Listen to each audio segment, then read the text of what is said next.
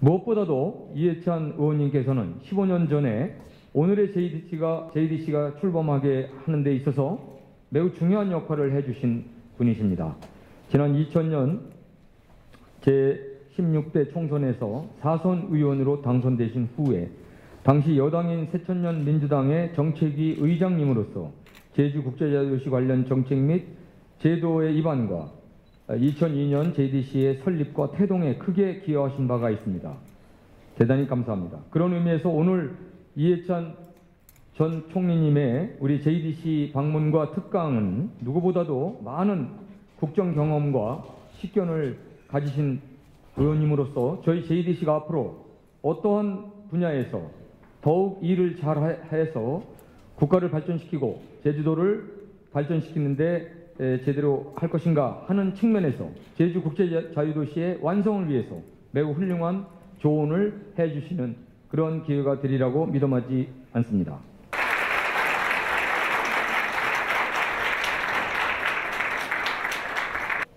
주로 이제 첨단 과학기술단지, 영어교육도시, 뭐 이런 역사공원, 헬스케어 뭐 이런 것들을 이제 많이 이렇게 했는데, 저도 여기 와서 이렇게 보면은 그때 제일 제가 강조했던 게 환경입니다.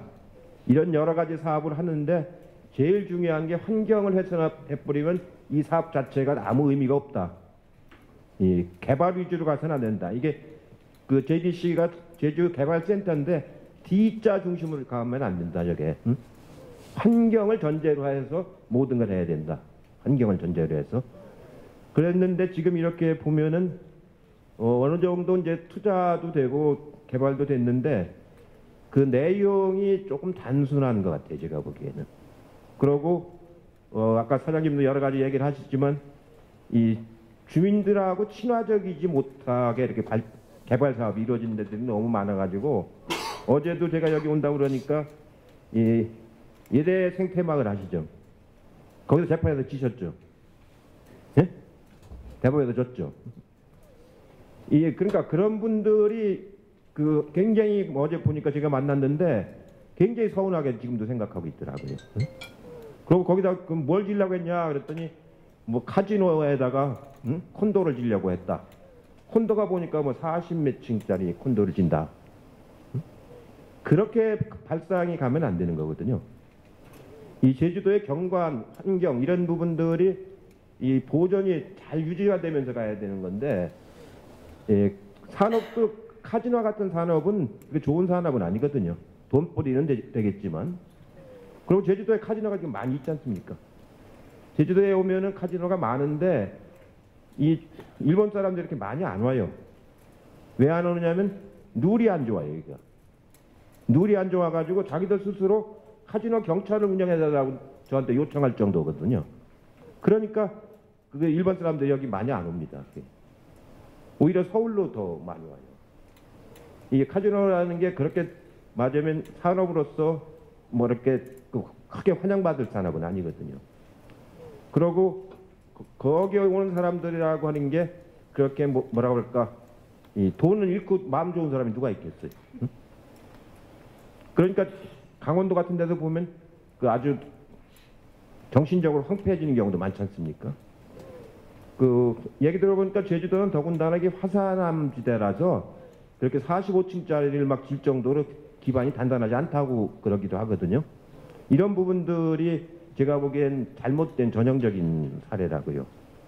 이제 앞으로 이 주민들에 대해서 이제 어떻게 할 건가는 여러분들하고 더 협의를 하겠지만 특히 이 예대마을 지역은 생태마을은 아주 보존의 가치가 아주 매우 중요한 지역인데 그런 부분들이 이 맞으면 관료적 그 권위주의, 관료행정 이걸로만 추진하다 보면 이렇게 되는 거거든요.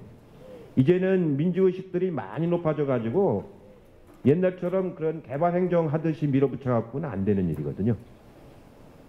그러고 이제 마지막으로 제가 좀 말씀드리고 싶은 거는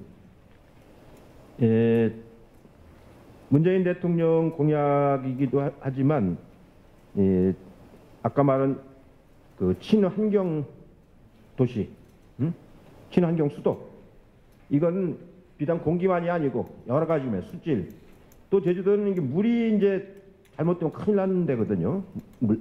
수질, 그 다음에 그 토양. 이 토양 같은 건 한 번 오염되면 그건 참 고치기 어려운 겁니다. 공기 같은 거는 고치기가 좀 쉬워요. 근데 제일 어려운 게 토양입니다. 토양. 그 다음에 수질. 이런 부분에서 잘 갖추지 못하면은 나중에 굉장히 어려워지는 거거든요. 서울시에서 이렇게 보면은요, 서울시가 500만 톤의 물을 생산하거든요.